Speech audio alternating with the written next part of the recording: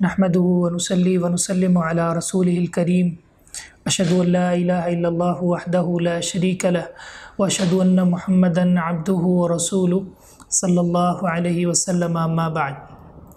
محترم سامعین و ناظرین، کیا آلہ تسبیح کے ساتھ اذکار کو گنا جا سکتا ہے، شمار کیا جا سکتا ہے؟ جی ہاں، آلہ تسبیح کے ساتھ انسان اذکار کو شمار کر سکتا ہے، گن سکتا ہے، لیکن انگلیوں پر اذکار کو شمار کرنا، تسبیحات کو گننا، یہ بہتر اور افضل ہے۔ اس کی وجہ یہ ہے کہ رسول رحمت صلی اللہ علیہ وسلم کی حدیث ہے، سنن ابی داود میں آپ صلی اللہ علیہ وسلم نے ارشاد فرمایا، اعقدن بالانامل، خواتین کو ارشاد فرمایا کہ تم ضرور بالضرور انگلیوں کے ساتھ تسبیحات کو شمار کرو، فإنہن مستنطقات، کیونکہ انگلیاں روز قیامت بلوائی جائیں گی۔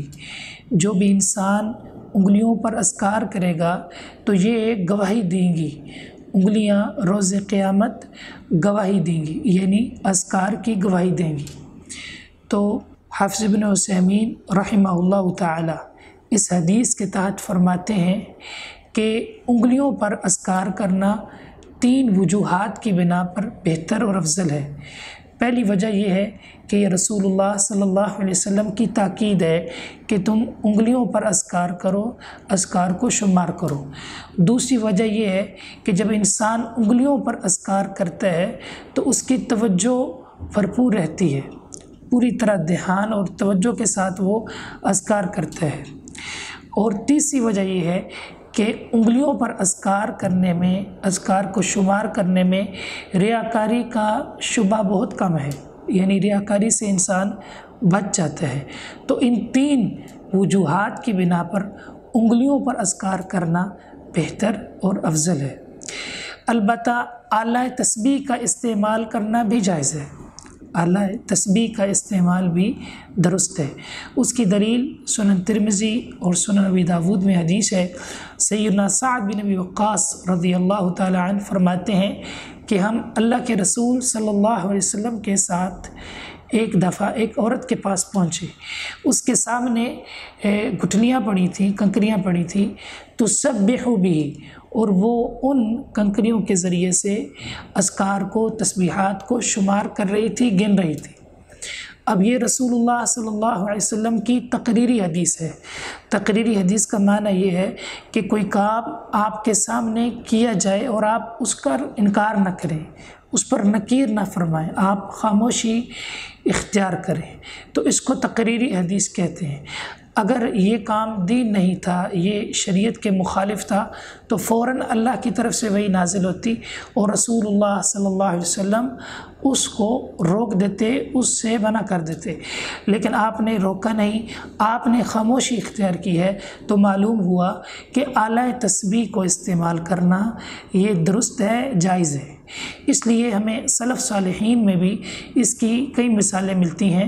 صرف ایک مثال میں آپ کے سامنے ذکر کرتا ہوں۔ امام یحییٰ بن معین رحمہ اللہ، جو رجال کے بہت بڑے امام ہیں، ان کے بارے میں ملتا ہے، ان کی کتاب تاریخ یحییٰ بن معین میں، وہ اپنے کپڑوں میں آلہ تسبیح داخل کرتے اور اس کے ذریعے سے تسبیحات گنتے، اذکار کیا کرتے تھے۔ امام ابن العابدین رحمہ اللہ، جو کہ حنفی عالم ہے، وہ فرماتے ہیں کہ آلہ تسبیح کا استعمال کرنا درست ہے، مباح ہے، بشرطے کہ ریاکاری کی نیت نہ ہو۔ اسی طرح شیخ الاسلام امام ابن تیمیہ رحمہ اللہ، انہوں نے بھی مجموع الفتاوی میں لکھا ہے، وہ فرماتے ہیں کہ اس کو استعمال کرنے میں کوئی حرج نہیں، بشرطے کہ ریاکاری کا ارادہ نہ ہو، ریاکاری کی نیت نہ ہو۔ اسی طرح شیخ صالح العثیمین، امام ابن عثیمین رحمہ اللہ، وہ بھی یہ سمجھتے ہیں کہ اگر آلہ تسبیح کا استعمال کیا جائے، آلہ تسبیح کے استعمال کرنے میں کوئی حرج نہیں ہے، وہ بھی اس کی اجازت دیتے ہیں۔ تو اس لیے بہتر اور افضل یہ ہے کہ انسان پوروں پر، انگلیوں پر اذکار کو شمار کرے، لیکن اگر کوئی آلہ تسبیح کا استعمال کرنا چاہتا ہے تو بھی جائز ہے، تو بھی درست ہے۔ اللہ رب العزت سے دعا ہے کہ وہ ہمیں کتاب و سنت پر عمل پیرا ہونے کی توفیق عطا فرمائے۔ آمین یا رب العالمین۔